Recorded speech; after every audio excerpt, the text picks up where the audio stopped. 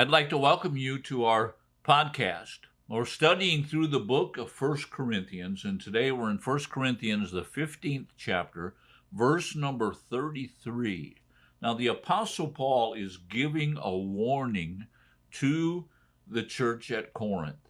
And by the way, this warning is not only for the Corinthians, but this warning is for us.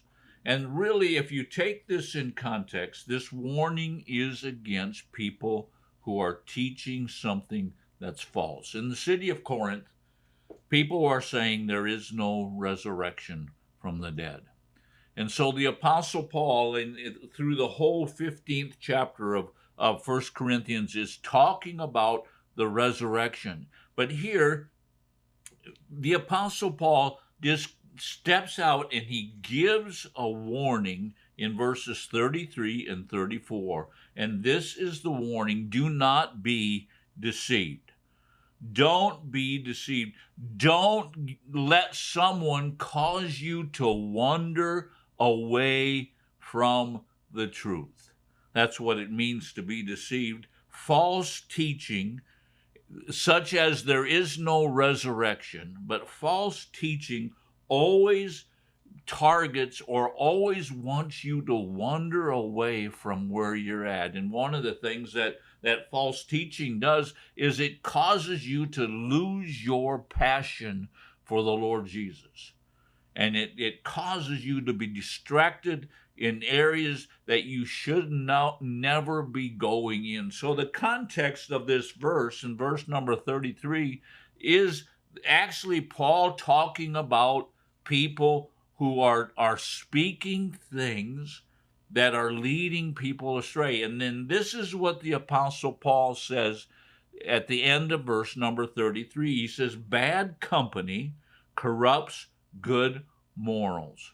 Now we need to take a look at these words bad. First of all, the word bad, it's the Greek word kakos, and it means something that's worthless.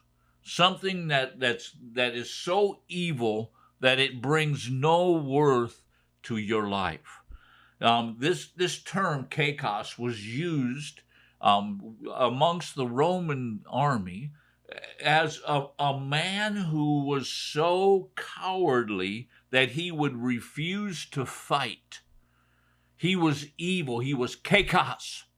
He was someone who was in the army, but something had caused him to fear to the point where he would absolutely refuse to fight. And so we get this word bad company from that word kakos, and then the Greek word for company is homileia, and it means a speech. What is Paul talking about here?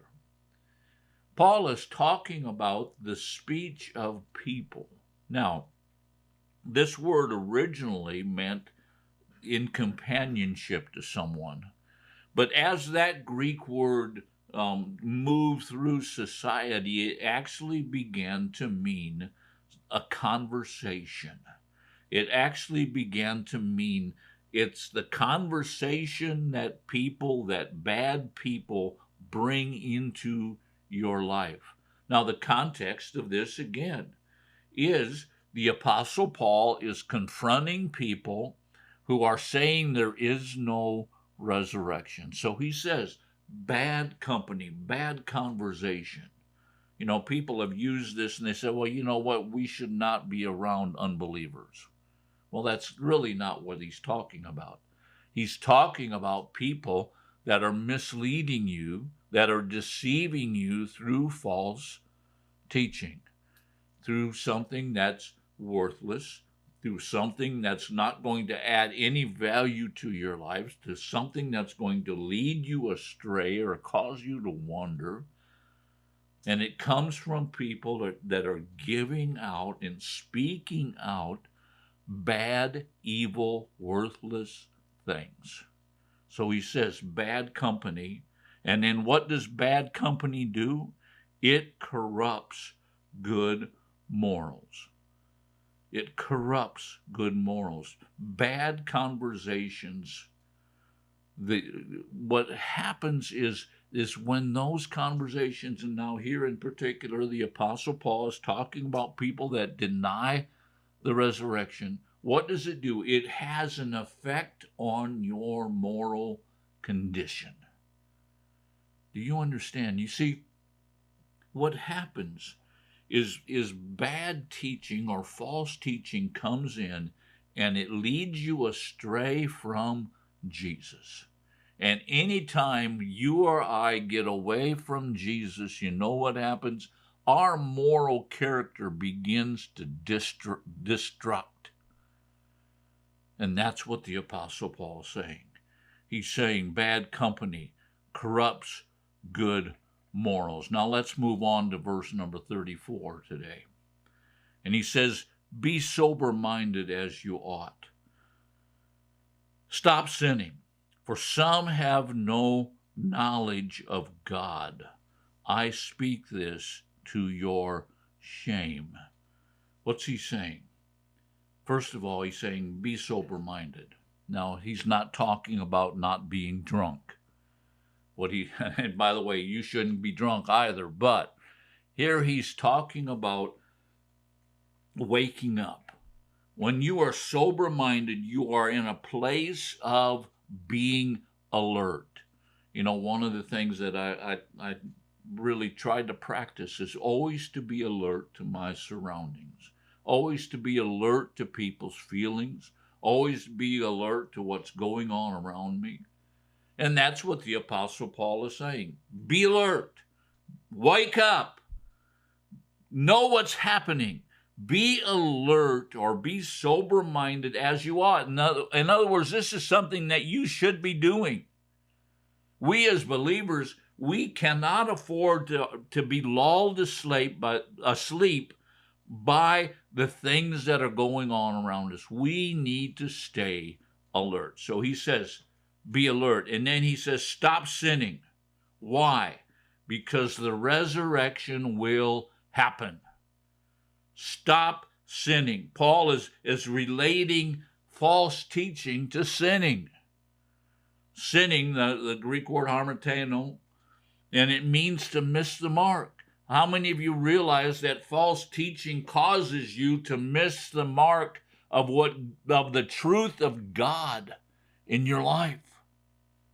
So he says, stop sinning. And then at the very end of that verse, he says, for some have no knowledge of God. What's Paul talking about? He's talking about these deceivers who are saying there is no resurrection.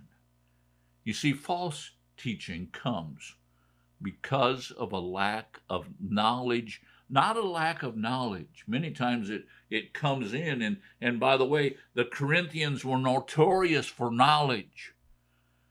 But it's a knowledge of God. It's knowing God. And so Paul says they do this because of lack of knowledge. And then at the very end, he says, I speak to your shame.